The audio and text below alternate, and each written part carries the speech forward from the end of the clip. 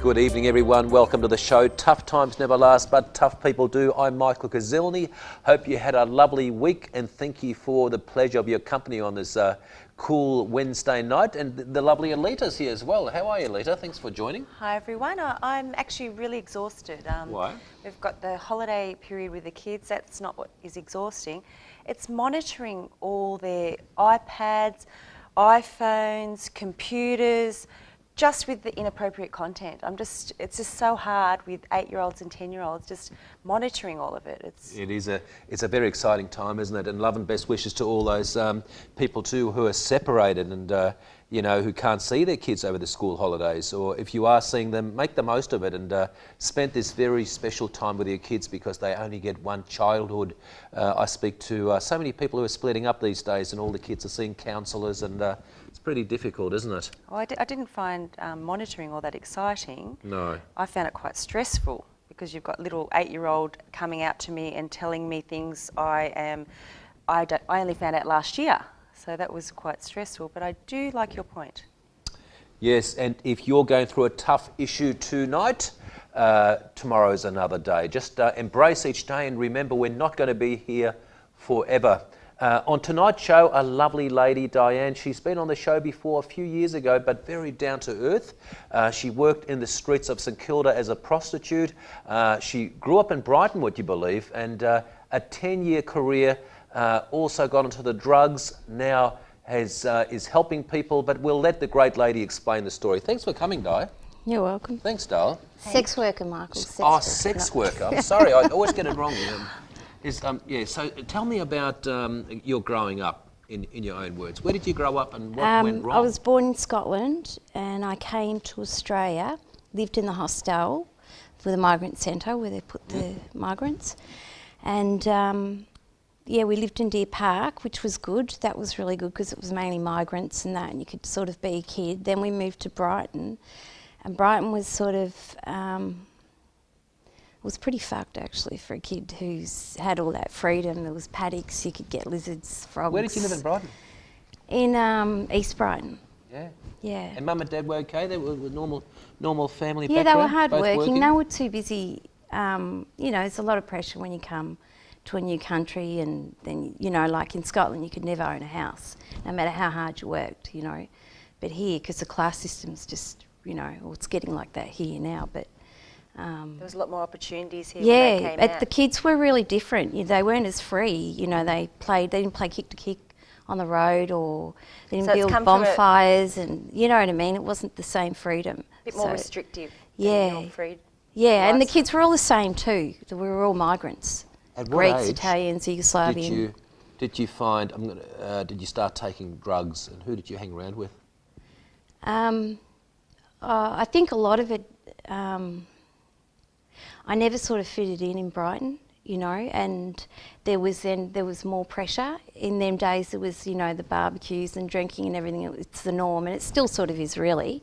But it was really big even when we're growing up with the families. That was a big culture. It was the real 60s and then also coming from a very big family and very hands-on family in Scotland to nothing here, no support, nothing emotionally or anything. And, my Scottish aren't exactly warm, And I sort of was going off the tracks young, wagging and mixing with rebelling. Mixing with the wrong people. Also, I realised now I didn't have a lot of self-worth, and that's why I hung around with other kids that didn't have self-worth, you know. And that's a shame, isn't it? And that, of course, then you wanted to hang around with a group, and obviously one of your friends or contacts was a sex worker and introduced you to it? No. What happened was, I was using heroin, and I didn't, shove guns in people's faces, or, it's an expensive drug. Yeah. So, and it was the norm too. The girls I hung around with from Winlayton, and that sort of progressed. And it was sort of what you did. Straight away, Diane, as soon as you... Yeah, but you don't sort of realise it. It just escalates. It's more running around and using and having like a secret life and not being a 9-to-5er. The thing that tipped me over the edge was my friend Gay, who died, and then they showed her on that Mike Willisey show, which is now a current affair. They showed her lying on the carpet, And she'd been awarded the state. Now it's juvenile justice, I think, you know. She's only 16. 16, 17. And she was on the Street Kids documentary, and they wanted to capitalise on that and get the media being how it was. And they, like, just sort of took advantage and sort of stretched it out. And all of us were sitting there watching, and we saw her dead. It was just really weird because we knew she had died, and then when they showed it, she'd been dead for like 2 days or something. But I even spoke to my friends and said, fuck, you know, because when they showed her, I remember looking and thinking, keep going, keep doing, the ambulance guys, keep going, so they keep actually going. had footage of them working on it. And I just was thinking, oh, come on, Gay, get up, you know, but.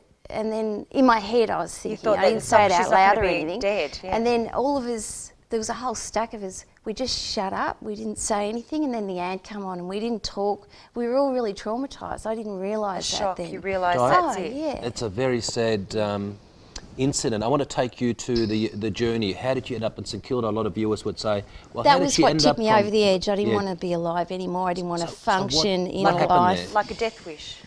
I had a death wish. I hated the world because of all the suffering. She'd been awarded the state, and she'd grown up in a, you know, from a Lambie and then Winlayton. Yes. And when they went on, the staff went on holiday, she got put in foster homes and she'd be molested. And so, sweetie, you're on the heroin. You've got this see, habit. and in death, they took advantage. You know what I mean? They didn't. It was like you guys were nothing. You were not- addicts. That's it. So it's a worthless life, so we can keep on showing and she you. was just a really And good Diane, person. and like you said, you weren't doing burgs and armed robberies to get the money, so No. you worked on the street. How much money did you need to make a night, I suppose, to cover your You didn't sort of heroin look at it addiction? like that. It was just every time you had a hit, you know, $100. Yeah. Yeah. And tell us about the St Kilda in the 80s. It was different then. It was sort of more a community sort of feeling. Like if you saw a young kid down the street, you know, you'd kick them off. Or if someone was undercutting or not using condoms, you pulled them up. You know, the trannies were the best in organising it because they had shoppers, what they call like shoppers, like what they do in the shops where they send people in to see if the girl's doing the right thing or a boy or whatever, you know, and if they're undercutting or so, yeah. And then the trannies would control that. Yeah, the trainers were really good. Yeah. There was a guy that came down one day that had a gun, and I remember it was Crystal, who's she's since died, but he got her. He bashed her and robbed her because she was sort of strong. He couldn't overpower her, and then she took off. And then I saw this transvestite, and he was dressed up like a woman working, and the mug had got him and pulled his wig off, and his money was under there. And then he's telling me, he got away, and he's telling me, as he's telling me, this mug comes around, he's got the gun, I know he's got the gun, and Crystal had already said, I'm going to the Jacks, and I'm going, gun, say gun. As soon as you say gun, bang, the Jacks will be there down the street, you know. And that's not considered lagging down the street. How were the police in those days? Would they charge you for loitering, for prostitution, or would they give you a usually warning? only if they had a blitz on. They wanted an undercover. Because remember, I worked there probably around the same time. But I told you. Once he pulled me over once when I had some sunnies. I knocked a whole stack of sunnies. And what off. did he do? I probably Yeah, did. he asked for a pair.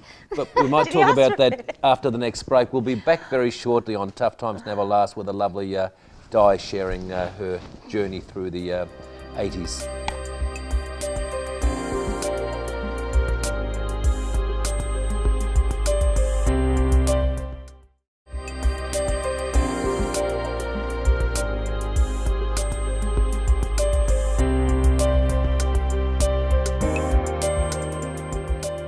Welcome back to the show, tough times never last, but tough people do. And you know, people ring me up all the time. I've been around this criminal justice system for many, many years now, and everyone's got issues. The difference about some people, they know how to sort of handle those issues. They realise that everybody goes through the sickness, the relationship problems, the money problems, and then death at the end. And other people, unfortunately, don't cope too well. It seems to me that life is getting so complex now that people aren't coping with their finances, their relationships, even their mental health. They say by 2025, Alita, the normal condition will be to be depressed. There's almost 1 in 3 now they're saying out there Yes. that are depressed. And, you know, having people like Di come on the show who's had such a past of heroin and prostitution, and being able to pull herself out of that, through depression and everything, and having that in her past and moving forward, and all she wants to do now is help people, help the kids on the street, help the prostitutes, help young kids, and just giving advice to people. And that's quite remarkable. And you know, over the last 7 years, we've had quite a few remarkable stories, people on the couch. But this lady is really down to earth, and she's not too worried about the opinions of other people. She says it the way she is. She's been a sex worker, she's been a heroin addict, she's done a few stints behind bars, but she's a great mum, and she's now turned her past into helping others. Yeah? And you're a great person. Yeah, share a bit more. Don't. She used to be a lot more. Oh, I'm shy. You've turned shy in the last year. I know. Must be with a new hairstyle. I'm just going to say to you, I know why she's gone a bit shy, Yeah. because Di has not heard many compliments in her life, and I would say that. And I've got to say to you, she's become a very good friend of mine, and I know that as time is moving on for Di, she's creating, because she's such a great person, creating such great friendships. Well, let me say this: you're looking very beautiful, young lady. Thank you. Have you? You've got a good hairdresser there. Yeah, Ken, from Yes. Hair World at Southland. Oh, Southland. Oh, you look gorgeous. Tell me about some of the, because it's time so limited, some of the really memorable bad stuff that happened on the street. Jesus Because- Christ, man. The gun. I've had so many. You know, once I remember standing down the street and Nick, my ex, goes, shit, there's a sight you wouldn't see. And I turned around and there's this guy on this huge horse coming down with a cowboy hat, the boots and everything, you know. I remember once having a hit in the back of some flats, and a copper on a horse came past. A copper on a horse? And looking over the fence, yeah. God, Yeah. what was he But doing there? But I don't know. I've had a lot of things. But you're really lucky to be alive. Like, Oh yeah, I've realistically. been clinically dead. I remember just once when I got out of jail, I was clinically dead like 4 times in 1 week, and then and I was with Nick still then. And then on the Saturday, I don't know, we somehow got separated, and then like he saw me on the Sunday, he goes, oh my God, where you been? So they revived you. He thought I'd OD'd, and he rang up the Alfred, and they go, no, she's not here tonight, ring back later, because she was here Monday, Wednesday, you know, whatever. ODing all the time. Di, Yeah. being a policeman in St Kilda was a bit like a kid in a lolly shop for people who had slimy minds. When I was there were several people having sex or having relations with sex workers, yeah? Yeah. And, I'd get so many times. and that's right, folks. People always think, if you're in a position of power, you're a good man or a good woman, but there's good and bad in everything. I remember years ago there was several people having affairs with working girls, and some people also in homosexual relationships.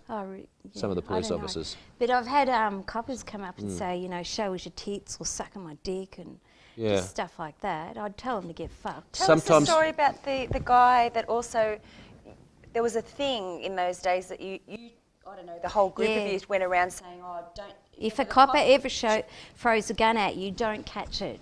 You got to sit on your hands like that. So that's everyone sort of warned you about. Because it was putting your fingerprints on the gun. Yeah, and once it happened to Nick, he was at St Kilda and this copper hated his guts. And what happened was he saw him down Fitzroy Street and he told him to get out of his area. And so Nick's took off because he knew he could get loaded up. So he went to Brighton Road and he got to, St Kilda, that primary school on St Kilda Road or Brighton Road, St Michael's? No, it's a public school. It's not it's just past the town hall going towards Brighton, away from St Kilda. Oh, yes. On the left, that had been robbed, and he got to about there, and this copper's turned up. There's all other jack cars there, and then this one's rocked up, and he goes, to his mate, cop mate, oh, you'll do. So he's grabbed him, taken him to Chapel Street, to the jack shop, and stripped him. And he had a gun. He was sort of in his thing, and he's going like this, you know, grab it, you know. And the other cop egging him on. Yeah, and the other cop is standing like this with his gun pointed at him, and Nick didn't grab it, and he knew what was coming, so he sat on his hands, and the cop has taken it out of his upholster thing, and he's thrown it at him, and he sort of hit him on the head. He didn't catch it, you know. And That's yeah, the he cop. knew. but then I reported that cop with Father Ernest Well, Smith. Di's quite right, because back in the 80s, you know, whenever you never wanted to charge somebody, it was all put up in the ceiling there, anything from drugs to guns and knives, and it was a fact because it was reported in the news that when ethical standards found all that stuff. So things have certainly changed. Not that. It's still dirty. It's just Well, harder to prove. You know, there's good and bad You in know, I everything. remember being in the cells, and I heard the coppers talking, and the cops had gotten a call to someone's on a roof, and the people on holiday had notified the jacks that they were going on a holiday, and so the cops have turned up, and it was coppers robbing the house. And then they found out where the stolen goods was. They'd been putting stuff in there and not, you know, recording it. So yeah, they got A lot punished of for that. things went missing in those No wonder days. so many ex-colleagues of mine had nice stereos and nice cars and nice things. But And now look, a lot of them are in power now. indeed. Very scary. We might talk about power, and we might talk about that funky T-shirt after the next break. Don't go away. Wednesday night on Tough Times Never Last.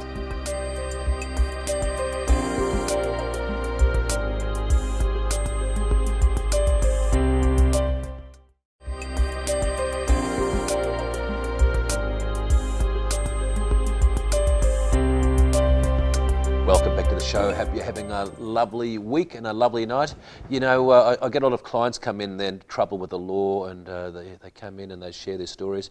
You know, it's good when somebody really takes responsibility for their lives and realises they're going to go through the fire and get through the challenges. But some people just have these self-pity parties, don't they? Oh, this is happening, the wife left me, and this and that, I'm unemployed, I get kicked out of home, and you know, it's that bad stuff happens to all of us. We just have to be a little bit more stronger and get through those tough issues, and just not always concentrate on the negative things, but just enjoy, you know, the beautiful things that that everybody can experience. So yes, tough issues, Alita, happen for everybody, don't they? Well, I'm just big on, at the moment, I'm okay. Like, it doesn't have to be anything bigger.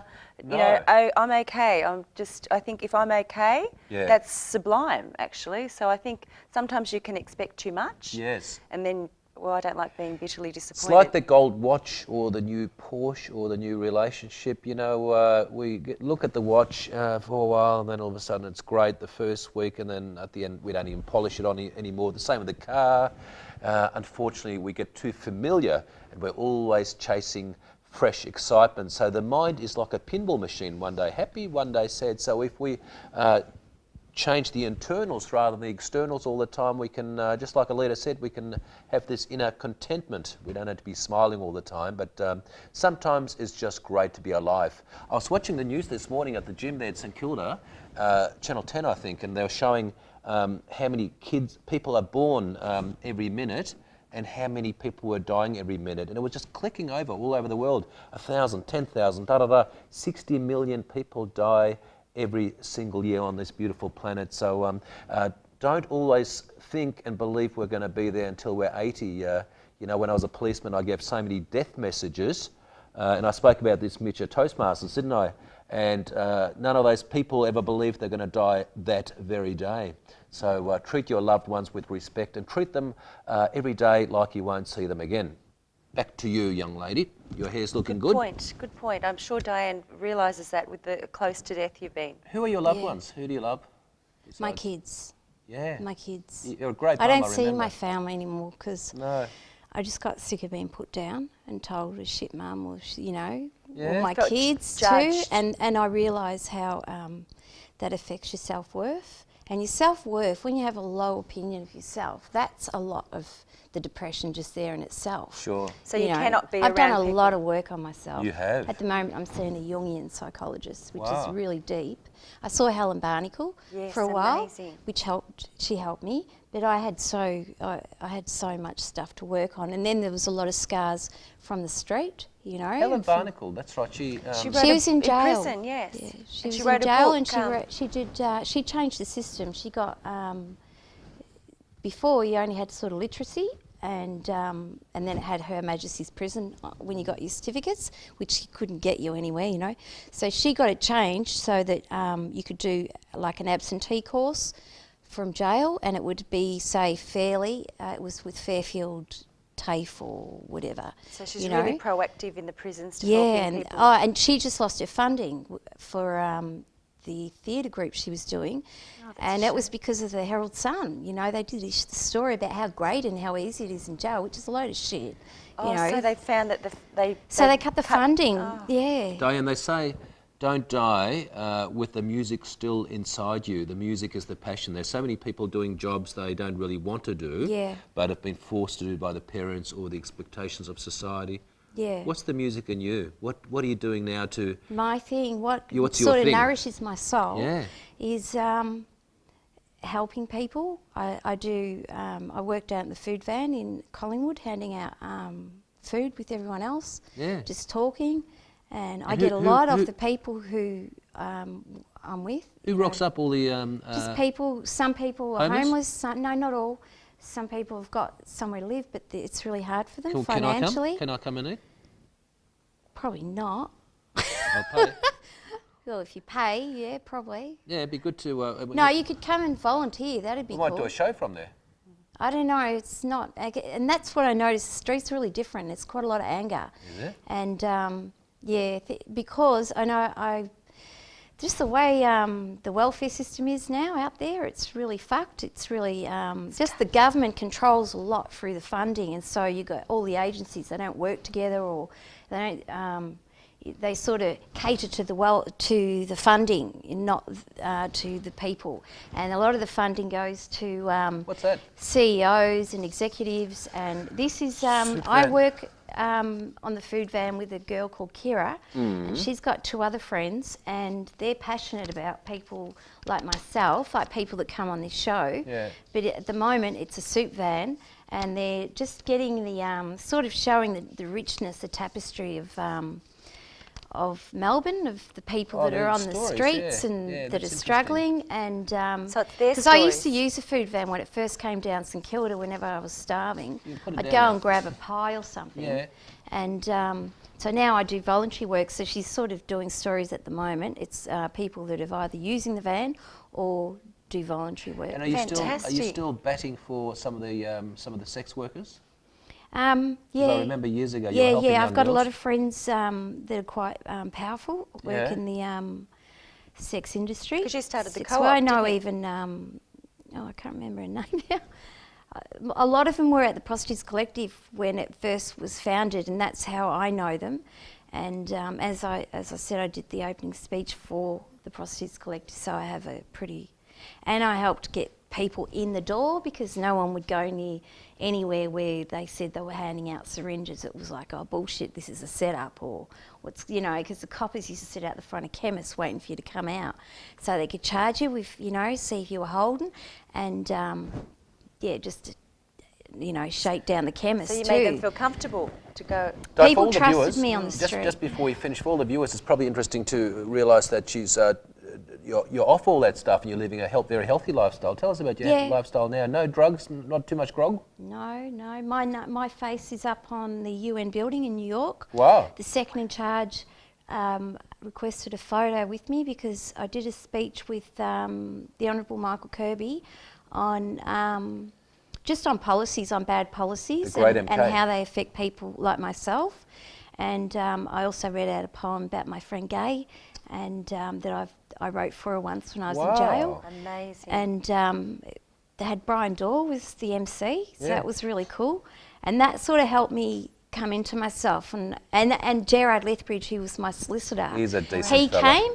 He came, he's the judge now. That was really cool. He's a lovely magistrate. But he's a really good guy. We're going to have you back with more exciting stories about all the great things you do. And I want to give my user Username. We'll give the username next time, but we better YouTube. round off. For YouTube. Tank Girl, she's going to be blogging. All right. Yeah, because by the time it goes to air, All right. Well, thank you very much for watching. Tough times never last. Have a lovely week. That was Diane. Thank you very much, Alita, for Thank you. joining in, and we'll see you next Wednesday night. Love and best wishes. Good night.